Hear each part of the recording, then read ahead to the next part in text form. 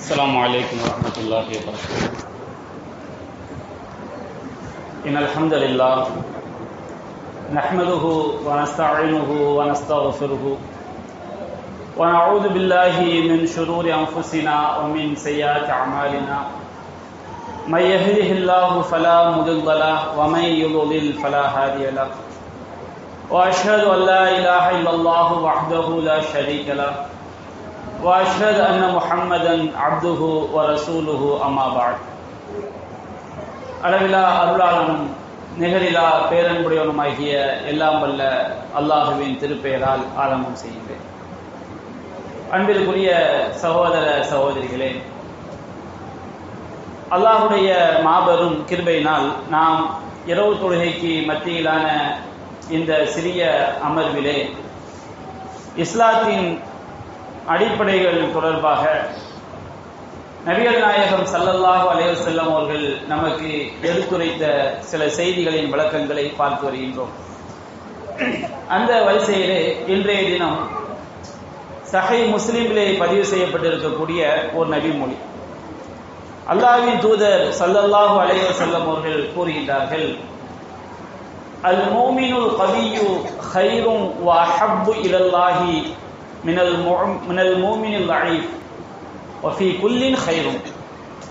அல்லாஹ்வின் தூதர் கூறுகின்றார்கள், பலமிக்க இறை நம்பிக்கையாளன் அல்லாஹ்விடம் மிகவும் நேசத்திற்குரியவனாகவும் சிறந்தவனாகவும் இருக்கிறான். யாரை விட? மினல் மூமினில் லஈஃப், பலவீனமான இறை நம்பிக்கையாளனை விட. பலமான மூமின், பலவீனமான மூமின், பலமான இறை நம்பிக்கையாளன், பலவீனமான இறை நம்பிக்கையாளன், இந்த இருவரிடமும் ஒற்றுமையாக உள்ள ஒரு விஷயம் என்னவென்று சொன்னால் இறை நம்பிக்கை. பலமான இறை நம்பிக்கையாளன் என்றால் யார்?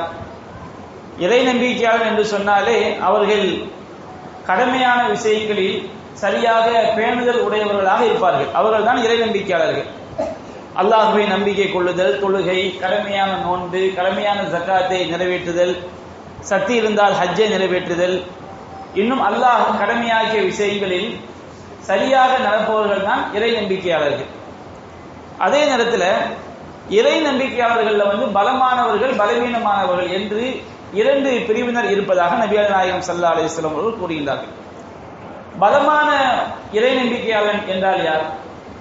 பலமான இறை நம்பிக்கையாளன் என்று சொன்னால் அவன் கடமையான விஷயங்களில் பேணுதலாக இருப்பதை போன்று சுன்னத்தான விஷயங்களிலும் அவன் பேணுதலாக இருப்பான். அல்லாஹ்வுக்காக பல்வேறு விதமான தியாகங்களை செய்யக்கூடியவனாக இருப்பான். அதில் ஏற்படக்கூடிய சோதனைகளை பொறுத்து கொள்ளக்கூடியவனாகவும் இருப்பான். இப்படிப்பட்ட ஒருவன் தான் பலமான இறை நம்பிக்கையாளன். அப்ப நபிகள் நாயகம் ஸல்லல்லாஹு அலைஹி வஸல்லம் சொல்றாங்க, பலமான இறை நம்பிக்கையாளன் தான் அல்லாஹ்விடம் மிகவும் நேசத்திற்குரியவன், மிகவும் சிறந்தவன், பலவீனமான இறை நம்பிக்கையாளனை விட. அதே நேரத்திலே ஃபீ குல்லின் கைரும், இரண்டு பிரிவினரிடத்திலும் நல்லது இருக்கிறது. ரெண்டு பேர்கிட்டையுமே இறை நம்பிக்கை என்ன செய்கிறது? இருக்கிறது. அப்போ பலவீனமான இறை நம்பிக்கையாளனை விட பலமானவன் எதில் மாறுபடுகிறான்? சோதனைகளை பொறுத்துக் கொள்வதில் தான் அவர்களுக்கு மத்தியிலே வேறுபாடு ஏற்படுகிறது. அல்லாஹ்வுக்காக தியாகம் செய்வதிலும் அந்த தியாகத்திலே சோதனைகளை பொறுத்துக் கொள்வதிலும் தான் பலமான ஈமானுக்கும் பலவீனமான ஈமானுக்கும் மத்தியில் வித்தியாசம் ஏற்படுகிறது. இன்றைக்கு அதிகமான முஸ்லிம்கள் நாம சோதனைகளை எவ்வாறு எதிர்கொள்ள வேண்டும், விதியை எவ்வாறு நம்பிக்கை கொள்ள வேண்டும் என்கின்ற விஷயத்தில் அறியாமையில் தான் அதிகமான மக்கள் இருக்கின்றார்கள். நபிகள் நாயகம் ஸல்லல்லாஹு அலைஹி வஸல்லம் இந்த செய்தியில நமக்கு நாம் பலமிக்க இறை நம்பிக்கை உடையவர்களாக மாறுவதற்கு நமக்கு சில அடிப்படைகளை சொல்லி காட்டுகிறார்கள். நாம் நம்முடைய வாழ்க்கையை எவ்வாறு அமைத்துக் கொள்ள வேண்டும்? அல்லாஹ்வின் தூதர் நமக்கு 4 அடிப்படைகளை சொல்கின்றார்கள். முதலாவது, யஹ்ரிஸ் அலாமா யன்ஃபஉ, உனக்கு எது பயனளிக்குமோ, எது நன்மையானதாக அமையுமோ அதில் நீ ஆசைப்படு. இது முதலாவது அடிப்படை. நபிகள் நாயகம் ஸல்லல்லாஹு அலைஹி வஸல்லம் அவர்கள் பலமான இறை நம்பிக்கையாளன், பலவீனமான இறை நம்பிக்கையாளன் என்பதை அவர் இருவருக்கு மத்தியில் உள்ள வித்தியாசத்தை சொல்லிவிட்டு நாம் பலமிக்க இறை நம்பிக்கை உடையவர்களாக மாறுவதற்கு என்ன செய்ய வேண்டும்? எந்த ஒன்றும் நடப்பதற்கு முன்பாக, அது உலக விஷயமாக இருக்கட்டும், மார்க்க விஷயமாக இருக்கட்டும், எந்த ஒன்றும் நடப்பதற்கு முன்பாக நாம் நமக்கு எது நல்லதுவோ நன்மையானதோ அதில் தான் ஆசைப்பட வேண்டும். நடப்பதற்கு முன்பாகவே விதி மீது பழி போடக்கூடியவர்கள் அவர்கள் மறுமை நாளில் இறை நம்பிக்கை அற்றவர்களாகத்தான் அல்லாஹ்விடம் கருதப்படுவார்கள். இவன் நமக்கு சொர்க்கமா நரகமாய் நமக்கு தெரியாது. அவ சொர்க்கமா நரகமாய் நமக்கு தெரியவில்லை என்பது நம்முடைய வாழ்க்கையை நாம் எப்படி அமைத்துக் கொள்ள வேண்டும்? எது நன்மையானதோ அதைத்தான் நாம் பார்க்க வேண்டும். நாம் அல்லாஹ்வை தொழ வேண்டும், அல்லாஹ்வை சரியாக நம்பிக்கை கொள்ள வேண்டும், நன்மையான காரியங்களை செய்ய வேண்டும். நம்மால் இயன்றவரை நன்மையான காரியங்களை செய்து பாவமான காரியங்களை தவிர்த்துக் கொள்ள வேண்டும். எந்த ஒன்றும் நடப்பதற்கு முன்பாக நமக்கு எது நல்லதோ அதில் தான் நாம் ஆசைப்பட வேண்டும். இப்போ ஒருவன் என்ன செய்கின்றான்? அல்லாஹ்வுக்கு இணை கற்பிக்கக்கூடிய காரியங்களை செய்துவிட்டு நாளை அல்லாஹ்விடம் போய், அல்லது அல்லாஹ்விடம் இறைவனுக்கு இணை கற்பிக்கக்கூடிய காரியங்களை செய்துவிட்டு, அது பாவமான காரியங்களை செய்துவிட்டு, அல்லாஹ் நாடி இருந்தால் நான் இந்த பாவங்களை செய்திருக்க மாட்டேன் என்று விதி மீது பழி போடுவான் என்று சொன்னால் அவன் காஃபிர் என்றுதான் திருமறை குர்ஆன் சொல்லி காட்டுகிறது. விதி மீது ஒரு பழி போடணும்னு வச்சுக்கிடுங்க, விதி மீது நாம் எப்பொழுது நம்முடைய பாரத்தை போட வேண்டும், பழி போட வேண்டும் என்பது இஸ்லாமில் வரையறு தருகிறது. ஒன்று நடப்பதற்கு முன்பாகவே அல்லாஹ் குர்ஆன் சொல்லி காட்டுகின்றான். இறை மறுப்பாளர்கள் மறுமை நாளில் சொல்வாங்களாம், லவ் ஷா அல்லாஹும் அஷ்ரக்னா, அல்லாஹ் நாடி இருந்தால் நாங்கள் இணை வைத்திருக்க மாட்டோம் என்று இறை மறுப்பாளர்கள் என்ன செய்வாங்க, சொல்லுவாங்க. நபிகள் நாயகம் ஸல்லல்லாஹு அலைஹி வஸல்லம் காலத்துல சொன்னாங்க, ஏன்பா நீங்க இணை வைக்கிறீங்க அப்படின்னு சொல்லும் போது அவங்க சொன்ன பதில் என்ன? அல்லாஹ் நாடி இருந்தால் நாங்கள் ஏன் ஷிர்க் வைக்க போறோம். இன்றைக்கு நிறைய பேர் சொல்லுவாங்க, ஏன்பா நீ சாராயம் கொடுக்கல, அல்லாஹ் நாடுனா நான் இதுல இருந்து அல்லாஹ் எங்க மாற்ற வேண்டியது தானே அப்படின்னு செய்வாங்க, வாதம் வைப்பாங்க. ஏன்பா நீ இந்த மாதிரி பாவங்களை செய்யற, அல்லாஹ் நாடுதான் என்னுடைய உள்ளத்தை மாற்ற வேண்டியது தானே அப்படின்னு செய்வாங்க, பேசுவாங்க. அப்ப யார் விதியை இப்படி அணுகிறார்? அவன் செய்யக்கூடிய பாவமான காரியத்தை செய்யறதுக்கு அவன் எந்த தப்புல இருக்கிறான்? தொழாமல் இருப்பதோ அல்லது இணை வைக்கக்கூடிய காரியங்களை செய்வதோ அல்லது ஒரு பாவத்தில் மூழ்கி இருப்பதையே செய்து கொண்டு ஏன் இதை செய்கிறாய் என்று கேட்கும் பொழுது, அல்லாஹ் நாடுனால் என்னுடைய உள்ளத்தை மாற்ற வேண்டியது தானே என்று யாரெல்லாம் பேசுறாங்களோ அது தெளிவான குஃபுர் என்று திருமறை குர்ஆன் என்ன செய்கிறது, நமக்கு சொல்லி காட்டுகிறது. எந்த ஒன்றும் நடப்பதற்கு முன்பாக நம்ம மார்க்கம் எது நமக்கு நல்லது என்று சொல்லுவது அதைத்தான் நாம் ஆசைப்பட வேண்டும். ஒரு வியாபாரம் பண்ண போறோம்னு வச்சுக்கிடுங்க, வியாபாரம் செய்வதற்கு முன்பா என்ன செய்யணும்? வியாபாரத்துக்கு முன்னாடியே எனக்கு நஷ்டமாயிட்டா என்ன செய்யறது, அதுல தோல்வி ஆயிட்டா என்ன செய்யறது, இப்படி நினைச்சு வச்சிருக்கு. அது ஒரு மூமினுடைய பண்பு கிடையாது. ஒரு மாணவி என்கிட்ட கம்ப்ளைண்ட் வருது, என்ன எப்ப பார்த்தா அழுதுகிட்டே இருக்கிறாங்க. அந்த மாணவி அழைச்சி, என்னம்மா உனக்கு பிரச்சனைன்னு கேட்டா அந்த மாணவி சொல்றாங்க, நல்ல படிக்கக்கூடிய மாணவி, அரையாண்டு தேர்வு காலாண்டு தேர்வு எல்லாம் 480 அந்த மாதிரி ஸ்கோர் பண்ணக்கூடிய மாணவி, உனக்கு என்ன பிரச்சனை? பப்ளிக் எக்ஸாம் நான் ஃபைல் ஆகிட்டா என்ன செய்யறது, எனக்கு மார்க் போயிட்டுனா என்ன செய்யறது, நான் படிச்ச கேள்வி வராட்டா என்ன செய்யறது, இப்படி நினைச்சு ஒரு மாணவி என்ன செய்யறாங்க, அழுதுகிட்டு இருக்கிறாங்க. அப்ப இஸ்லாம் நமக்கு என்ன சொல்லுது? எதிர்காலத்தில் உனக்கு என்ன நடக்கும் நமக்கு தெரியவா செய்யும். நாம் நடப்பதற்கு முன்பாக இதுதான் மருந்து. இந்த மருந்தை விட்டா வேற மருந்து கிடையாது. மருந்து என்ன? நமக்கு நாளைக்கு என்ன நடக்கும் நமக்கு என்ன செய்ய தெரியாது. நடப்பதற்கு முன்பாக நாம் ஒரு தொழில் துவங்குவதாக இருந்தாலும், வீட்டில் ஒரு காரியத்தை செய்வதாக இருந்தாலும், எந்த ஒரு செயலை செய்வதாக இருந்தாலும் நம்முடைய மார்க்க பிரகாரமும் அறிவு பிரகாரமும் எது நமக்கு பயனளிக்கும் அதில் தான் ஆசைப்பட வேண்டும். இப்போ தென்காசிக்கு போகிறது 2 ரூட் இருக்குன்னு வச்சுக்கிறீங்க. ஒன்று முட்கள் கற்கள் விசர்ஜந்துக்கள் நிறைந்த ரூட்டு, இன்னொரு ரூட்டு பைபாஸ் ரோடா இருக்குது, பாதுகாப்பான ரோடா இருக்குது. அப்ப நாம எதை தேர்ந்தெடுக்கணும்? எது பாதுகாப்பானதோ அதை தான் தேர்ந்தெடுக்க வேண்டும். இல்ல நான் முள்ளு நிறைஞ்ச பாதையில தான் போவோம், அல்லாஹ் விதிச்சது தான் நடக்கும்னு ஒருத்தன் போறான்னு வைத்துக்கிடுங்க. அது ஒரு ஆள் பிரேக் பிடிக்காத வண்டியை வச்சிருக்கிறாரு. எப்ப நீ போகும்போது பிரேக்கை சரி பண்ணிக்க, ஹெல்மெட் போட்டுக்க, நார்மலான வேகத்துல போ. இல்ல அல்லாஹ் நானா தான் நடக்கும், பிரேக் பிடிக்காட்டா என்ன, ஹெல்மெட் போடாட்டா என்ன, இறைவன் விதிச்சது தான் நடக்கும்னு சொல்லி போய் பாதிப்பு உண்டாயிட்டுன்னு வச்சுக்கிடுங்க. இது நம்முடைய ஒரு வரம்பு மீறலாகத்தான் விஷயம் பார்க்கப்படும். மார்க்க விஷயத்துல பாவமான காரியங்கள்ல அது குஃப்ரா பார்க்கப்படும். நம்ம உலக விஷயங்கள்ல நாம பாட்டுக்கு எந்த விதமான முன்னெச்சரிக்கையும் செய்யாம நாம செய்யறோம், அது நம்முடைய வரம்பு மீறலாகத்தான் செய்யப்படும், பார்க்கப்படும். அப்ப இஸ்லாம் நமக்கு என்ன செய்யறது?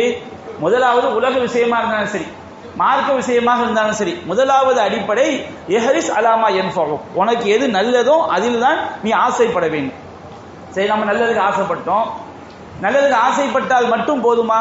நபிகள் நாயகம் அடுத்த ஸ்டெப் சொல்றாங்க, வஸ்தஇன் பில்லாஹ், அல்லாஹ்விடம் நீ உதவி தேடு. நாம் என்னதான் நன்மைக்கு நல்லதுக்கு ஆசைப்பட்டாலும் நம்முடைய உள்ளத்தை நம்முடைய காரியத்தை நிறைவேற்றி தரக்கூடிய அதிகாரம் யாருடைய கையில இருக்குது? அல்லாஹ்வுடைய கையில தான் இருக்கு. நீ அல்லாஹ்விடம் உதவி தேடு. இல்ல நான் நல்லதை நினைத்து விட்டேன், எனக்கு எல்லா ஆற்றலும் இருக்குது, எனக்கு சக்தியும் இருக்குது, நான் எல்லாவற்றையும் கண்டிப்பாக செய்து விடுவேன் அப்படி நம்ம நினைக்க கூடாது. அல்லாஹ்ட்ட நம்ம உதவி தேட வேண்டும். மூன்றாவது விஷயம் என்ன? வலா தஅஜஸ், நீ சோர்வடைந்து விடாது. சில ஆட்கள் என்ன செய்வாங்க, ஒரு வியாபாரம் பார்க்கணும்னு வச்சுக்கிடுங்க, ஒரு வியாபாரம் பார்க்க வேண்டும் என்று சொன்னால் நல்ல நல்ல தொழிலாக தேர்ந்தெடுப்பார்கள், நல்ல இடமாக தேர்ந்தெடுப்பார்கள், எல்லா முயற்சியும் பண்ணுவாங்க. வியாபாரத்தை முயற்சி பண்ணணும்ல, கடையை திறந்து வைக்கணும், வியாபாரம் பண்ணணும், நம்முடைய சரக்கை எல்லா விளம்பரத்தை கொண்டு போய் சேர்க்கணும், எல்லாம் செஞ்சா தானே அதுல நமக்கு அல்லாஹ் நாடி எப்படி நமக்கு லாபம் கிடைக்கும். ஆனா என்ன செஞ்சிருவாங்க, அல்ல சோர்வடைந்து விடுவார்கள். அல்லது நல்ல படிப்பாங்க, படிக்கிறவங்க என்ன செய்வாங்க, ஒரு பரீட்சையில மார்க் குறைஞ்சிட்டு வச்சுக்கிடுங்க, அப்படி என்ன செஞ்சிருது, சோர்வடைந்து விடையாது. அது போன்று சொர்க்கத்துக்கு போய் ரமதான் மாசம் நல்லா தொழுவாங்க. எதுக்குப்பா தொழுவுறீங்க? நான் சொர்க்கத்துக்கு போகணும், நரகத்தை தப்பிக்கணும். அப்படி என்றால் மௌத்தாவுற வரைக்கும் என்ன செய்யணும், உன்னுடைய கடமையை சரியாக செய்ய வேண்டும், சரியாக கடமைகள் நடக்க வேண்டும், நம்மால் இயன்றவரை சுன்னத்தான காரியங்கள் செய்ய வேண்டும். அதில் என்ன செஞ்சிடக்கூடாது, சோர்வடைந்து விடக்கூடாது. அப்ப முதலாவது அடிப்படை, எது நமக்கு நல்லதாக அமையுமோ அதில் நாம் ஆசைப்பட வேண்டும். இரண்டாவது அடிப்படை, அல்லாஹ்விடம் உதவி தேட வேண்டும். மூன்றாவது அடிப்படை, நாம் அதில் சோர்வடைந்து விடக்கூடாது. நபிகள் நாயகம் ஸல்லல்லாஹு அலைஹி வஸல்லம் அற்புதமான உதாரணம் சொல்லி காட்டுறாங்க.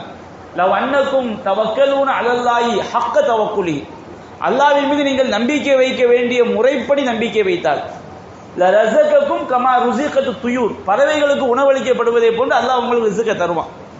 எந்த பறவையும் நாளைக்கென்று சேர்த்து வைக்காது. நபிகள் நாயகம் சொல்றாங்க, அலா தரவுன, நீங்கள் பறவைகளை நீங்கள் பார்க்கவில்லையா, அன்னகா தகுது ஹிமாசன், அது வெறும் வயிற்றோடு காலையில் சிறகடித்து பறக்கிறது. பறவை நாளைக்கும் சேர்த்து வைக்காட்டாலும் அது சோர்ந்து போய் இருந்துருதா? சோர்ந்து போய் இருக்கல. அது காலையில முயற்சி பண்ணுது, அதற்கென்று ஒரு முயற்சி அல்லாமல் தவக்குள் வைத்து அது முயற்சி செய்கிறது. தரூஹு பித்தானன், அது நிரம்பிய வயிற்றோடு என்ன செய்கிறது, திரும்பி வருகிறது. அப்ப நமக்கு நம்பிக்கை வேண்டும், முயற்சி வேண்டும், அல்லாமல் நாம உதவி தேட வேண்டும். உதவி தேடும்போது நமக்கு அது காரியத்தை அல்லாஹ் என்ன செய்வான், இறைவனுடைய நாட்டப்படி நமக்கு சாத்தியமாக்கி தருவான். இல்லைன்னு சொன்னால் நமக்கு சில நேரங்களில் நாம எல்லாம் செய்தாலும் அல்லாஹ்வுடைய விதிப்படி நமக்கு அது ஒரு பாதகமாக கூட முடியும். பாதகமா முடியும் என்ன அர்த்தம், நம்ம எந்த ஒரு பாதகம் நமக்கு ஏற்பட்டாலும் அதுக்கும் சில அடிப்படைகள் மார்க்கம் சொல்லி காட்டுது. ஒரு ஆள் ரியாத் ஏர்போர்ட்ல இருந்து ஜித்தாவுக்கு போகணும். அப்போ என்ன செய்கின்றார், ஏர்போர்ட்ல உட்கார்ந்து தூங்கி விடுகின்றார். திடீர்னு முடிச்சு பார்க்கிறாரு, பிளைட் கிளம்பிடுச்சு. ஆகா, நமக்கு இவ்வளவு பெரிய பாதிப்பு ஆயிடுச்சு, பிளைட் டிக்கெட் போட்டது எல்லாம் நஷ்டம் ஆயிடுச்சு. அப்படி ரொம்ப கவலையோடு இருக்கும்போது அவருக்கு ஒரு செய்தி வருகிறது, அந்த கிளம்பி போன பிளைட் வெடித்து விட்டது அப்படிங்கிற செய்தி வரும்போது, இப்ப இவர் தூங்கின தூக்கம் இவர் நல்லதா கெட்டதா? இவர் தூங்கின தூக்கம் இவருக்கு என்ன செய்து விட்டு நல்லதாகி விட்டது. அப்ப நமக்கு வாழ்க்கையில் நமக்கு ஏற்படக்கூடிய ஒவ்வொரு சிரமங்களுமே நம்ம என்ன நினைச்சிடக்கூடாது, நமக்கு அது கெட்டது நினைச்சிடக்கூடாது. அல்லாஹ் ரப்புல் ஆலமீன் சில நேரங்களில் நம்ம கெட்டதுல கூட அல்லாஹ் நல்லதை வைத்திருப்பான். வாசான் தக்ரவு செய்யன், நீங்கள் சில விஷயங்களை வெறுக்கலாம், நம்முடைய வெளிப்படையான பார்வைக்கு அது வெறுப்பா தெரியும். ஃபௌவ கைருல் லக்கும், அது உங்களுக்கு சிறந்ததாயிரும். ஒரு பொண்ணுக்கு ஒரு மாப்பிள்ளை பார்ப்போம், விடுபட்டு போயிடும். ஒரு மாப்பிள்ளைக்கு ஒரு பொண்ணை பார்ப்போம், விடுபட்டு போயிடும். உடனே அதில் வாழ்க்கையை முடிஞ்சு போச்சு அப்படின்னு சோர்ந்து இருந்துடக்கூடாது. நீங்க சேர்ந்து வாழ்ந்தா அதுல என்ன கேடு இருக்குன்னு அல்லாஹ்க்கு தெரியும். அப்ப நமக்கு நம்முடைய பார்வைக்கு ஒரு கெட்டது நடக்குன்னு வச்சுக்கிடுங்க, நாம சோர்ந்து விடக்கூடாது, முயற்சி செய்ய வேண்டும். நபிகள் நாயகம் சொல்றாங்க, இந்த 3 ஸ்டெப்பை நாம செய்த பிறகு 4வது ஸ்டெப்புக்கு நாம போகும்போது, லவ் அசாபக ஷைஉன், உனக்கு ஏதாவது பாதிப்பாக முடிந்து விடும் என்றால், நாம நல்லதுக்கு ஆசைப்படுறோம், முயற்சி பண்றோம், அல்லாஹ்ட்ட உதவி தேடுறோம், எல்லாம் முடிஞ்ச பிறகு நமக்கு பாதிப்பாக ஆகிவிடும் என்றால், இப்பதான் நம்ம விதிக்கு நம்ப வேண்டும். ஃபலா தகுல் லவ் அன்னி ஃபஅல்து கதா கான கதா வ கதா, நான் அப்படி செய்திருந்தால் இப்படி ஆகியிருக்குமே, இப்படி செய்திருந்தால் அப்படி ஆகியிருக்குமே என்று புலம்பாதீர்கள்.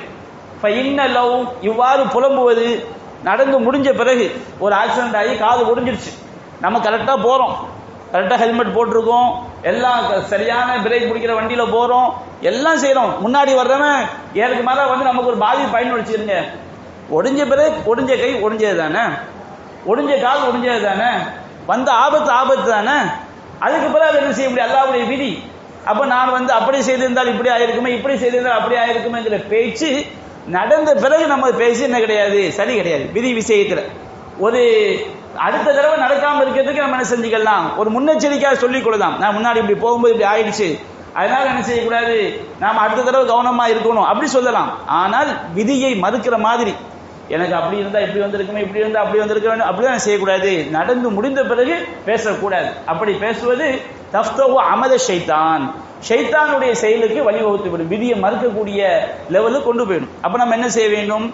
நீங்கள் சொல்லுங்கள் மாஷா அல்லாஹ் கதருல்லாஹ், இது அல்லாஹ்வுடைய விதி, மாஷா ஃபஅல, அவன் நாடியதை செய்கிறான். அப்ப இந்த நபி மொழி நாம விதியை எவ்வாறு நம்பிக்கை கொள்ள வேண்டும் என்பதை நமக்கு அற்புதமாக விளக்கக்கூடிய ஒரு நபிமொழி. நாம் நம்முடைய ஈமானை பலமிக்க ஈமானாக மாற்றக்கூடிய நபிமொழி. நீ உலகத்துக்கு எங்க போனாலும் சரி, இஸ்லாம் சொல்லக்கூடிய இதை தாண்டி வேற என்னத்தையும் சொல்லிட முடியும். யோசிச்சு பாருங்க. உங்களுக்கு ஒரு ஆக்சிடென்ட்ல ஒரு தினம் கால் உடைஞ்சு போச்சுன்னு வச்சுக்கிடுங்க. ஒரு டாக்டர்கிட்ட போய் கேட்கிறோம், என்ன சொல்லுவார் டாக்டர்? நீங்கள் மனம் தளரக்கூடாது, முயற்சி செய்ய வேண்டும். அதை விட இஸ்லாம் அற்புதமா சொல்லுது. உனக்கு பாதிப்பு ஏற்பட்டு விட்டதா, நீ அல்லாம நம்பிக்கை வை, அல்லாஹ்வுடைய விதி, அடுத்து அல்லாஹ் நாம் என்ன செய்ய வேண்டும்? அதை நாம் நம்முடைய வாழ்க்கையை அமைத்துக் கொள்வதற்கு இறைவன் மீது நம்பிக்கை வைத்து செயல்பட வேண்டும். இறை நம்பிக்கையை விட நமக்கு பெரிய ஒரு வழிகால் எதுவுமே கிடையாது. அப்ப இஸ்லாம் நமக்கு விதியை எப்படி நம்ப சொல்லுதோ, விதிப்படி நடக்கிறதுக்கு முன்னாடியே விதி மீது யார் பழி போடுகிறார்களோ, பாவமான காரியங்களை செய்வதற்கு, அல்லாஹ்வை மறுப்பதற்கு விதி மீது பழி போட்டால் அவன் காஃபிர். நம்முடைய உலக விஷயங்கள்ல நாம விதி மீது பழி போட்டு வரம்பு மீறி நடந்தால் அது நம்முடைய வரம்பு மீறிய செயல். அதற்கு நம்மை நாமே பழித்துக் கொள்ள வேண்டும்.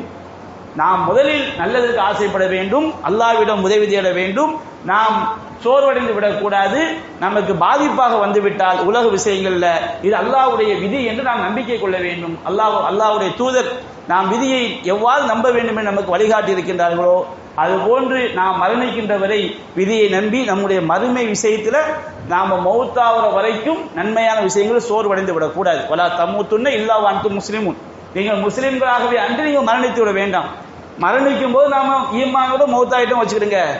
அதுக்கு பிறகு நமக்கு நல்லதை தவிர வேறு எதுவும் செய்யாது, கண்டிப்பாக நடக்காது. அது 100% அல்லாஹ்வுடைய உத்தரவாதம். மரணிக்கும் போது நம்ம ஈமானோடு செய்ய வேண்டும், மரணிக்க வேண்டும். உலக விஷயங்கள்ல நமக்கு ஒரு பாதிப்பு வந்து விட்டால் அந்த பாதிப்பை எதிர்கொண்டு அல்லாஹ்வை நம்பிக்கை வைத்து நாம் இறைவனுடைய உதவியோடு அதை அடுத்தடுத்த எதிர்கால வாழ்க்கையை வாழ்வதற்கு முயற்சி செய்ய வேண்டும். அல்லாஹ் ரப்பல் ஆலமீன் அத்தகைய நன்மக்களாக நம் அனைவரையும் ஆக்கி அருள் புரிவானாக. வாஹிரு தஅவானா அல்ஹம்துலில்லாஹி ரப்பில் ஆலமீன். அஸ்ஸலாமு அலைக்கும் வரஹ்மத்துல்லாஹி வபரகாத்துஹு.